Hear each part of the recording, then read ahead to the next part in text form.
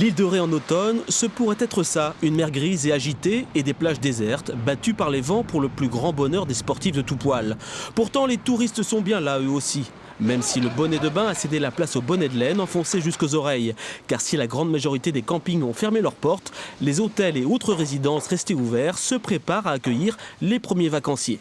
On fait le tour des maisons, une gouvernance, voir si tout était en place, si la chaleur est bien dans les maisons, puisqu'on a un petit peu de froid, mais qu'il fait beau et qu'il faut qu'ils se sentent cosy dès leur arrivée. Dans cette résidence hôtelière de la Couarde, la première semaine fait le plein. En revanche, la seconde semaine, annoncée tardivement par le gouvernement, peine à se remplir. Aujourd'hui, donc là au début des vacances, nous on a un taux de réservation de 60% pour la deuxième semaine, mais on est conscient que les gens avaient certainement déjà posé leurs vacances quand la décision a été prise. C'est pas toujours facile de se réorganiser, et puis sur la deuxième semaine, il n'y a pas non plus de pont avec un jour férié, donc on reste en attente, on espère que le beau temps favorisera les décisions de dernière minute.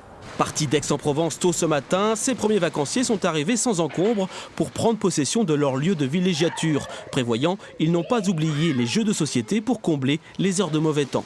On pensait aux vacances prochaines, l'année qui vient. Et puis après tout, on a dit pourquoi pas. Parce que pour nous, les vacances, c'était l'été, c'était le chaud. Enfin, j'espère trouver surtout un temps quand même plus clément. Parce que ce froid-là, si on m'enlève le vent, déjà, ça ira beaucoup mieux. Si les températures ont certes beaucoup baissé, les tarifs de location également. Cette résidence, vendue 1 500 € la semaine en plein été, est actuellement bradée à 710 €.